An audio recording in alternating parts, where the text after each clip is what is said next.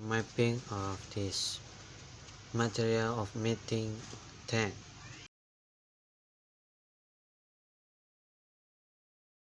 Hey everyone, my name is Ilham septian. Today I'm gonna talk about theme. Theme is basically the basic structure of discourse analysis, or even in the it means the basic structure in the conversation. Uh, Theme is the element which serves as the point of departure of the message. It also introduces information of prominence into the clause. Summary of the theme. Basically, theme is the structure, the spine or structure of the conversation. So basically, the background or the spine of the conversation that lead to the explain what you want to talk about. Uh, the main thing, basically. Example of theme: spending time with my mother. So the spending time, the first sentence is the theme, the main thing, what you want to do or you want to talk about. Then we move about theme and rhyme. Theme and rhyme are consonant with organization within the clause in a text. Theme is the beginning point of message, and the rhyme explain more about the message from the theme of the clause. The aim of this was determined at the time of the theme and rhyme.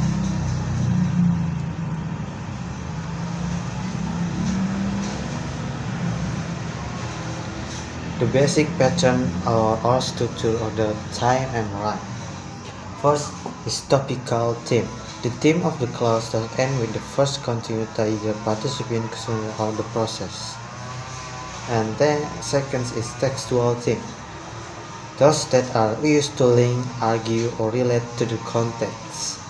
And third, topical theme again. The theme are clauses that end with the first continuous either participant or the process. And the last is rhyme, the constituent of the sentence that adds more new information in relation to what has already been said in the discourse. The rhyme is usually but not always associated with the subject. So, for example, the topical theme is like it, and the textual theme is just link between them, between the conversation, like it is that the textual theme, and then topical theme it because like topical theme, and the rhyme is explain the theme of the what the first sentence first word is about. And then we move to the type of the theme. First, we have the impersonal theme. Definition is refer to an item that comes before the rhyme, which indicate the relationship between participants in the text or the position point of view that be taken in the clause. For example, like likely, surely, perhaps, sometimes, that added in the middle of the text. Then the second is like constant theme. Theme 1 is pick up and then repeat at the beginning of the next clause, signaling that the it clause will have something to say about the theme. So it is constant theme to the rhyme, then theme to the rhyme, theme to the rhyme.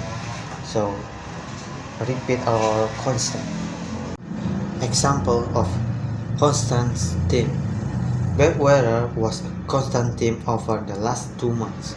Snow is the constant theme of Christmas. Due process and proper procedure are constant theme.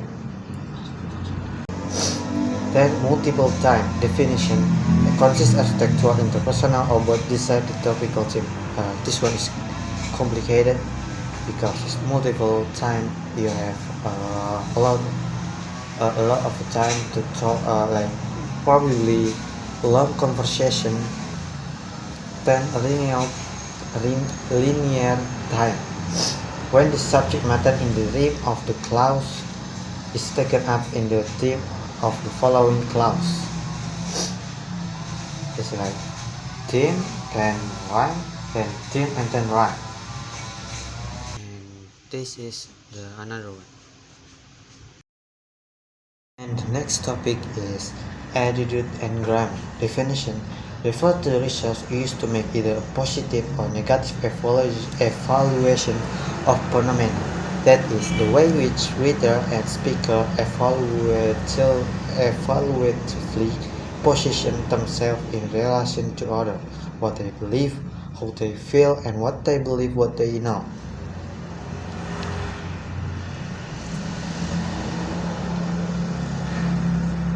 Grammar and engagement.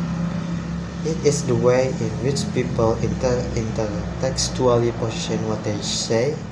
That is the linguistic research they draw on to include and adopt a stance toward the word, observation, belief, and viewpoint of others.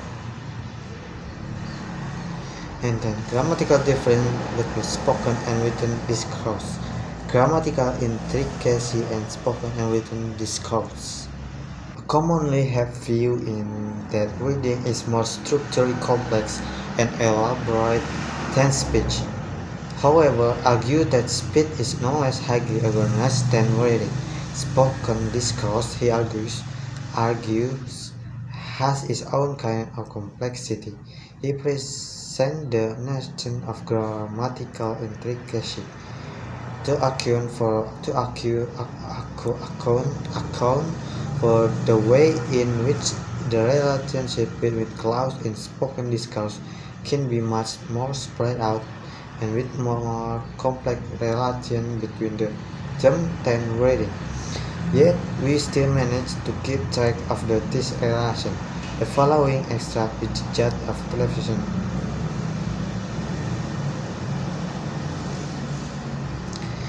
And lexical density in spoken and written discourse.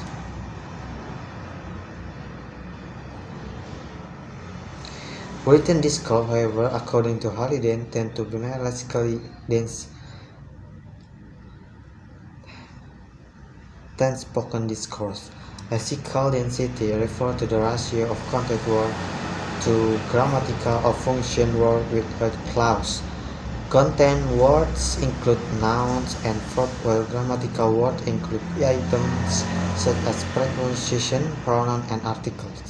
In spoken discourse, content words tend to be spread out over a number of clauses rather than being tightly packed into individual clauses, which is more typical of written discourse. Nominalization and grammatical metaphor in written and spoken discourse. There is also high level of nominalization in written text, that is, where action and event are present as noun rather than as verb.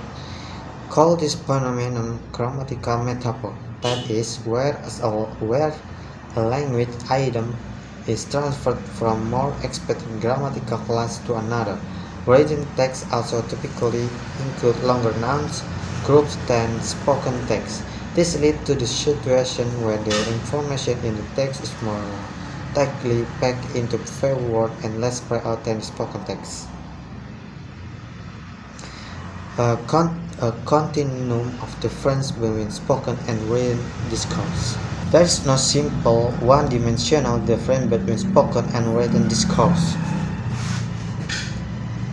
These differences are most useful seen as being on a scale or continuum, for example, from texts which are more involved interpersonally, such as some casual conversation, to texts where are some detached, such as some rather public notice.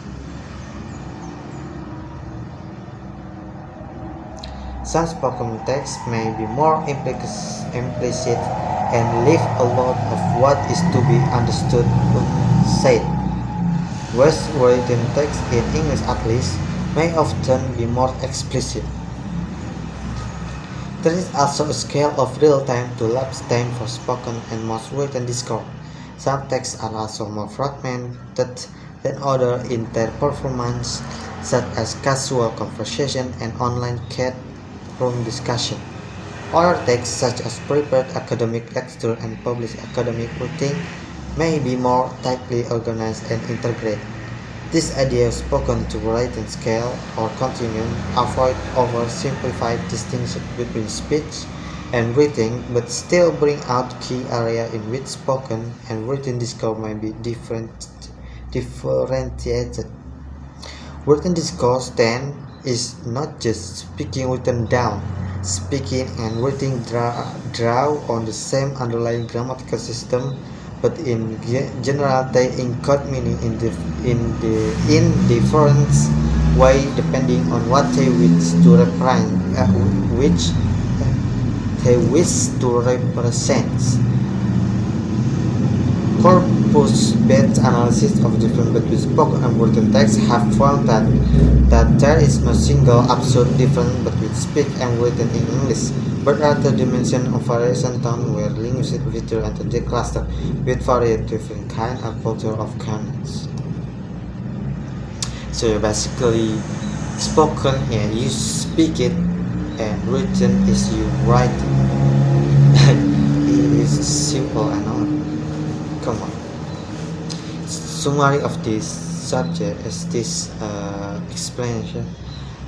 This chapter has declared grammar from discourse perspective. It has shown how individual linguistic features work together in bold text. This includes how interpersonal factors result in use of certain grammatical choice, as well as way in which they use particular item provide structure to text. The repetition and collocation of lexicalism has been discussed as patterns of progression in text. The way in which attitude is expressed through grammar has been given particular attention, as has grammatical difference between spoken and written discourse. The chapter has argued that there is no simple or dimensional difference between spoken and written discourse, but rather these differences are most usually seen as being on scale or continuum. So yeah, that's it from me. Explain about this meeting 10. If you don't understand, yeah, me